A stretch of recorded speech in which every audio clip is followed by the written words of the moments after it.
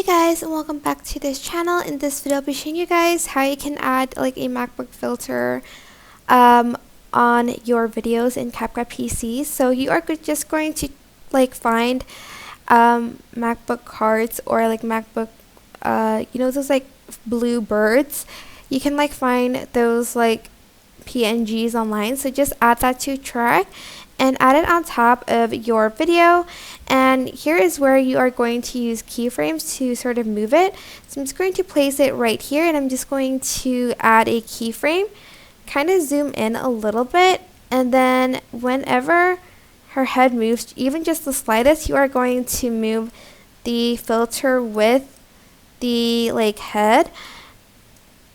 And you're just going to keep on doing that until the video is over. I know it's a very tedious process.